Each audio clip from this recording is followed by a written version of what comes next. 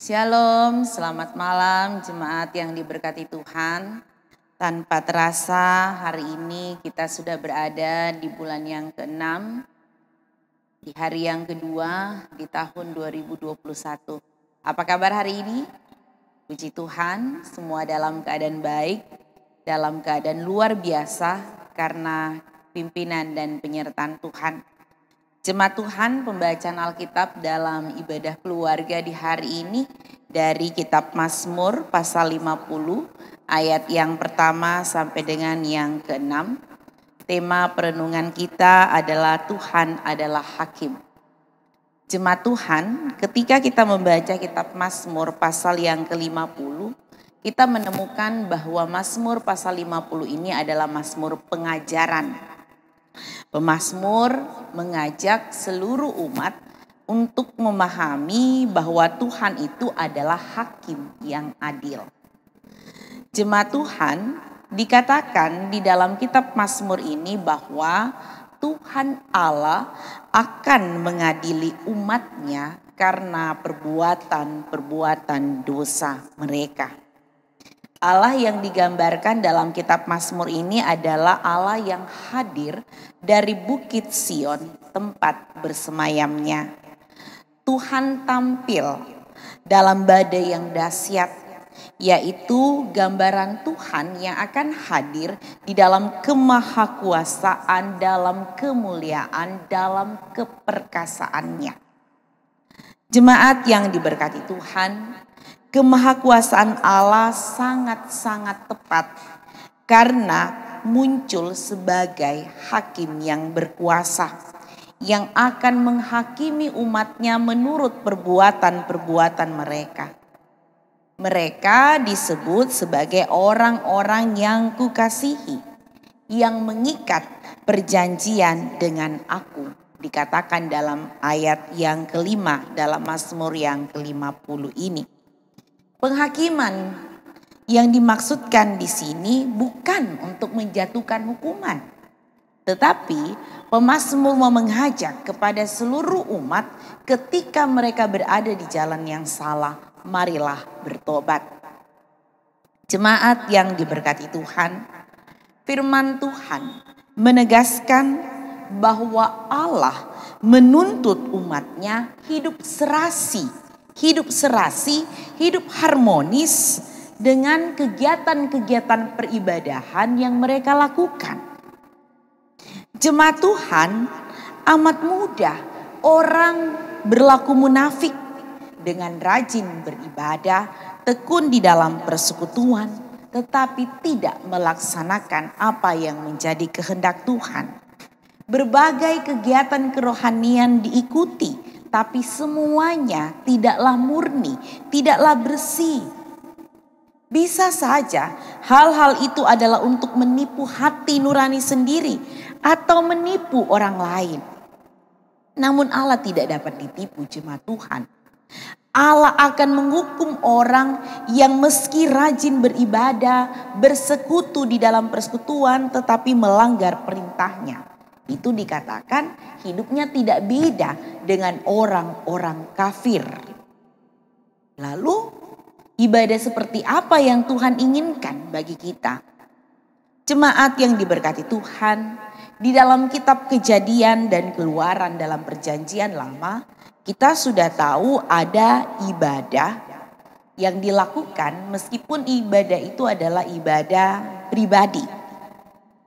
Di mana para nenek moyang kita, para leluhur kita percaya bahwa Tuhan dapat disembah di tempat manapun yang Dia inginkan. Yang ingin kita renungkan saat ini adalah ibadah yang dilakukan secara bersama-sama itu sebaiknya seperti apa? Jemaat yang diberkati Tuhan, kalau kita melihat ibadah umat Israel di Perjanjian Lama dilakukan di kemah pertemuan dan bait suci yang menekankan tata upacara ibadat yang utama, dan itu erat dengan persembahan korban yang diberikan. Jemaat yang diberkati oleh Tuhan Yesus Kristus, ibadah yang dilakukan oleh umat Israel adalah ibadah yang menunjukkan penyembahan mereka kepada Tuhan. Namun, konteks pembacaan Alkitab kita mengatakan itu hanya menekankan segi upacaranya, namun tidak bermakna rohani. Kenapa? Karena di balik semua peribadahan yang dilakukan oleh umat Israel, mereka mengulangi dosa yang sama.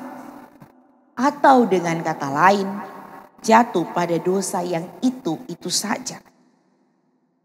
Sebagai orang yang menerima Roh Kudus, kita tentunya tidak ingin terus-menerus jatuh di dosa yang sama.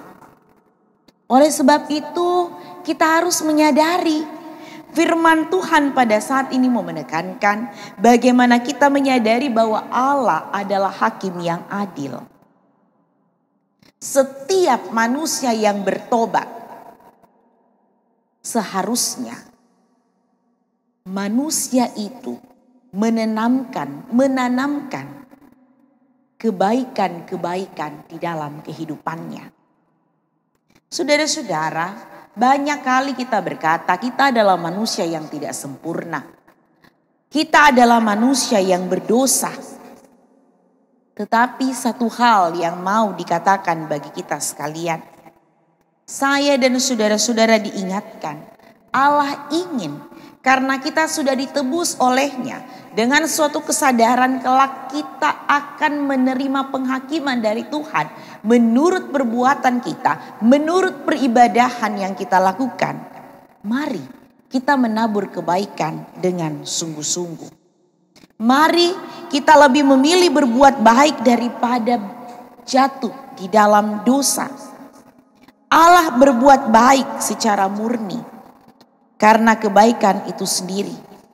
Dia tidak memang mengharapkan balasan dari kita, tetapi seyogyanya kita yang telah menerima karya penebusan dari Allah mau melakukan kebaikan-kebaikan, mau melakukan apa yang baik bagi semua orang dan tidak hanya memikirkan kesenangan diri sendiri. Ingat jemaat Tuhan, hukum Allah yang perlu kita taati, engkau harus mengasihi Tuhan Allahmu dengan segenap hati, dengan segenap jiwa, dengan segenap kekuatan, dan mengasihi sesamamu manusia. Ini yang harus kita tekankan di dalam kehidupan kita. Saya dan saudara-saudara sekali lagi diingatkan. Saudara-saudara dapat membaca di dalam Injil Yohanes 3 ayat 16 berbunyi begini. Karena begitu besar kasih Allah akan dunia ini, sehingga ia telah mengaruniakan anaknya yang tunggal, supaya setiap orang yang percaya kepadanya tidak binasa, melainkan beroleh hidup yang kekal. Saudara-saudara, Allah begitu mengasihi kita. Saya dan saudara-saudara tentu membutuhkan apa yang dinamakan cinta. Yang paling kita butuhkan adalah tentu cinta ilahi. Saya dan saudara-saudara diinginkan oleh kebenaran firman Tuhan pada saat ini. Bagaimana dalam kehidupan kita memiliki pengharapan di dalam Tuhan Yesus. Ada kedamaian dan sukacita di dalam diri kita. Karena Yesus cinta akan kita dan kita cinta akan Yesus. Ketika Allah berfirman, aku mengasihimu, itulah pesan yang selama ini kita cari-cari. Pesan itu dapat mengubah hidup kita dan kita harus menanggapi pesan ini dengan mengasihi Allah dan sesama sebagaimana kasih Allah kepada saya dan saudara-saudara adalah kasih yang bukan pura-pura, namun kasih yang sejati. Tuhan Yesus memberkati. Sampai Maranatha. Amin.